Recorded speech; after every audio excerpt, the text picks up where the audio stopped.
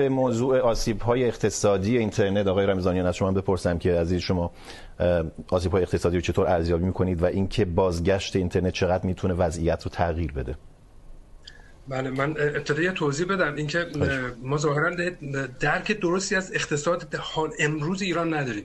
ببینید ایران در سال گذشته چیز حدود، حالا فرض بگیریم طبق آمار 6 ماهه، البته ضرب در 2 باید بکنید چون آمار رسمی هنوز در نیامده، یا حداقل من ندیدم، چیز حدود 60 میلیارد دلار نفت صادر کرده، چیز حدود 40-50 میلیارد دلار هم غیر نفتی داشته، حالا واردات هم داشته، چیز حدود حالا فرض میگیره 50 میلیارد.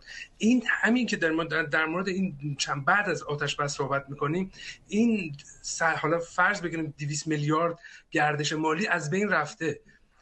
خب تصور بفرمایید که اقتصادی که 200 میلیاردش رو از یک شبه از دست داده، خب قطعا یک شبه فرو نمیپاشه. خب اون صادراتی که عرض کردم سال گذشته انجام داده. من با کپلر صحبت میکردم، میگفت که ایران قبل از شروع جنگ واردات زیادی داشته توی مثلا کالای اساسی، توی مواردی که نیاز بوده و پیش بینی. حتی خیلی جالب بود که کارشناسان کپلر میگفتن گویی ایران پیش بینی جنگ رو میکرده، چون اضافه بر اون چیزهایی که نیاز بوده رو خریده. در واقع اقتصاد ایران الان شاید ما فقط به جرئت بتونیم بگیم با زور اسلحه وایساده و اون فروپاشی که الان ما داریم صحبت میکنیم شاید رخ داده و ما نمیبینیم، برای اینکه همه چی بسته است. ما از اطلاعات دیتا دقیقی از الان وضعیت اقتصادی ایران نداریم. خود بیکاری جمهوری اسلامی همین الان اعلام میکنه که 7 و 8%. در صورتی که اینترنت که قطع شد، کارشناسان و مسئولین خود اینترنت و یعنی منظور که اون فضای مجازی، کسایی که دستاندار کار توی این مسئله از حتی کارمندای دولت، مدیران دولتی، گفتن 2 میلیون نفر حداقل بیکار شدن. آقای میدری گفته 223,000 نفر اومدن ظرف یک هفته ثبت نام کردن برای بیمه بیکاری. یا جاب ویژن مثلا گفته یک روز 138,000 نفر برای شغل ثبت نام کردن. اینا کسایی بودن که مثلا از طریق اینترنت کار میکردن، حالا شرکت‌های غیره هم بودن.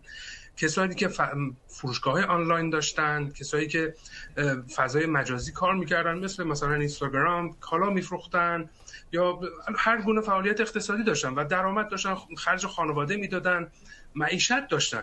همه اینها رو جمهوری اسلامی بسته و الان اومده گفته آقا اگه بیاید از من اینترنت نمیدونم پرو بخرید که مثلا فلان بشود، که اون هم به دلیل ناامن بودن و به دلیل هراسی که شهروندان دارن میگن که آقا ما بریم اونو بخریم. فرض بگیریم که تمام اطلاعات ما مثلا حالا اون چیزایی که همه ما میدونیم. بنابراین سیستمی که جمهوری اسلامی درست کرده همین الان، ما با نبود دیتا حداقل چیزایی که از خود مقامات در میاد نشون میده که وضعیت به مراتب بدتر از اون چیزی است که ما همین الان داریم صحبت میکنیم. همین اینترنتی که شما مثال زدی، قطعی اینترنت بسیار از شهروندان رو ببخشید فقیرتر کرده.